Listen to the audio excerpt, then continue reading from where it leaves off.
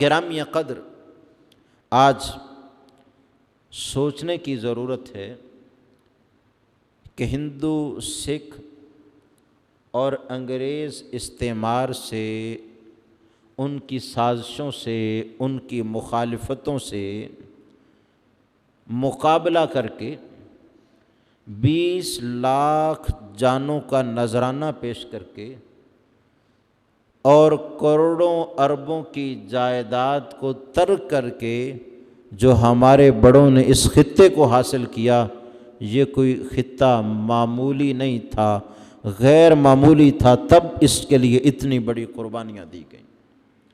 آج افسوس ہے کہ 2 نسلیں ہی بیتی ہیں تو تیسری نسل سوال کرنا شروع ہو گئی، پاکستان بنانے کی کیا ضرورت تھی؟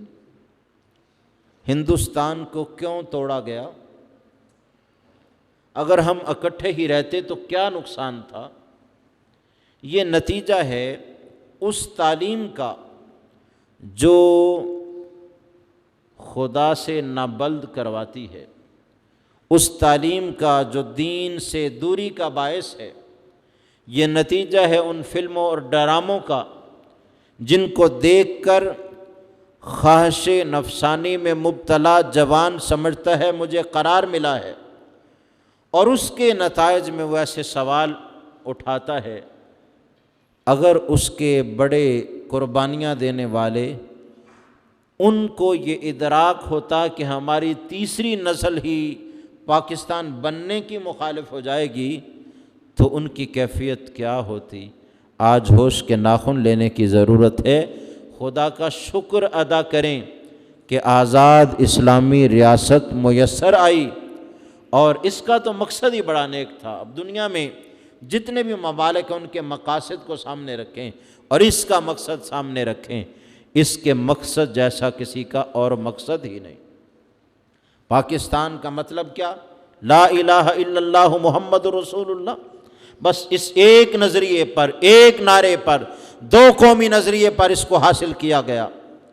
اور آپ جانیے، دیکھیے 20 لاکھ لوگوں کی جانی قربانی، اور ان لوگوں کا اپنے کاروبار کو چھوڑنا، اپنی جائیدادوں کو چھوڑنا، اپنے گھروں کو چھوڑنا، اپنا اڈا چھوڑ دینا، یہ کوئی آسان کام نہیں تھا، یہ کوئی تر نوالا نہیں تھا کہ انہوں نے اٹھا کے کھا لیا، یہ بڑا مشکل فیصلہ تھا۔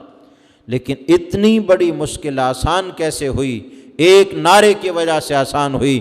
جب وہ سنتے تھے نا لا الہ الا اللہ محمد رسول اللہ، تو کہتے سب کچھ چھوڑ دو، اس کے لیے جمع ہو جاؤ۔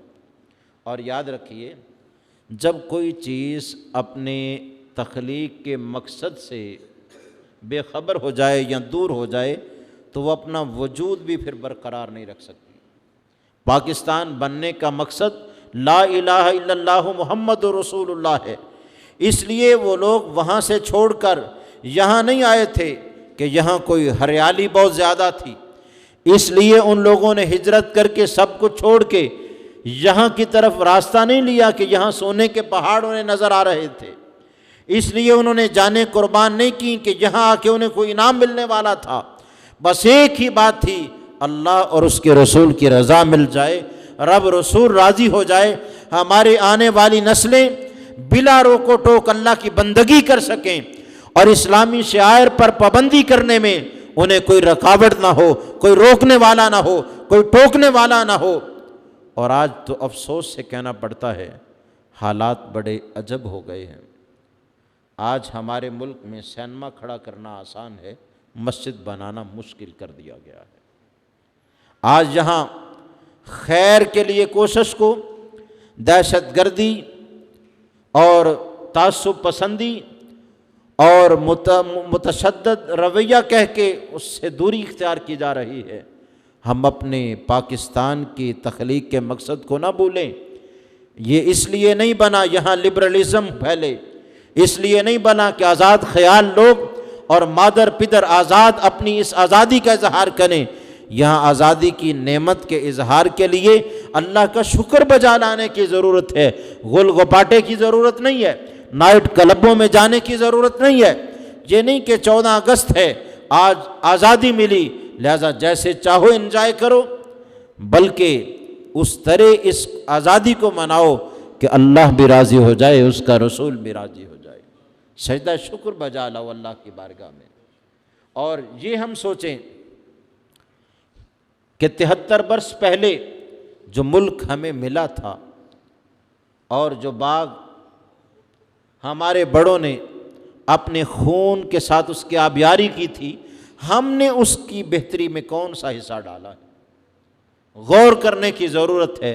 تجدید عہد کا دن ہے کہ 73 برس میں بننے کے بعد سے لے کے آج تک ہم اس کے لیے کیا کچھ کر رہے ہیں، ہمارے سیاستدان اس کے لیے کیا کر رہے ہیں، ہم خاندانی طور پر اس کے لیے کیا کر رہے ہیں۔ اگر کچھ نہیں کر رہے تو سوچنے کی ضرورت ہے، بڑوں کی محنت پہ پانی نہیں پھیرتے۔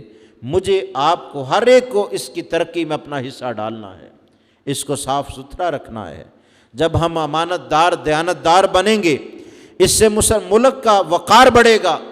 لوگ کہیں گے پاکستانی ہے، یہ غلط بات نہیں کر سکتا، لیکن جب ہم بد دیانت بنیں گے تو اسلام پر بھی اور پاکستان پر بھی حرف آئے گا، یہ قوم دیانتدار نہیں، ایماندار نہیں۔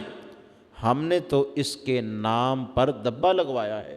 ہم اپنے احوال سنواریں، اس کے لیے اجتماعی کوشش کریں، اور تمام وہ ادارے جو اس ملک کی فلاح و بہبود کے لیے، اس کی ترقی و بقا کے لیے، اس کی حفاظت کے لیے جد و جہد کر رہے ہیں، ان کی حوصلہ افزائی کریں، ان کے ساتھ کھڑے ہوں اور ان کا حوصلہ بڑھائیں، اور اپنے حصے کا بھی کام ان سے پوچھ کے اس کو کرتے چلے جائیں۔ یہ ضرورت ہے ہماری، ہم اس کو باقی رکھیں۔ یاد رکھیے، وطن کا معاملہ کوئی معمولی نہیں ہوتا۔ حب وطن کی کیفیت یہ ہے کہ نبی ابراہیم خلیل اللہ علیہ السلام وہ کہتے ہیں رب اجعل ھذا البلد آمنا، اے اللہ میرے اس شہر کو امن والا بنا۔ گویا شہر، اپنے ملک، اپنے خطے کے لیے امن کی کوشش کرنا اور رب سے دعائے امن مانگنا، یہ ابراہیم خلیل اللہ علیہ السلام کی سنت ہے۔ آقا علیہ السلام شہر مدینہ میں چلے گئے تو کہا اے اللہ انا ادعوک لمدینۃ بمثل ما دعاک لمکہ، اے اللہ تیرے خلیل نے مکہ کے لیے تجھ سے جتنی دعائیں مانگی تھیں، میں تیرا حبیب شہر مدینہ کے لیے اتنی دعائیں مانگتا ہوں، میرے اس شہر میں برکتیں پیدا کر دے، یہاں کی بیماریوں کو یہاں سے منتقل کر دے، یہاں کے ناپ تول میں برکت پیدا کر دے، یہاں کے رہن سہن میں برکت پیدا کر دے۔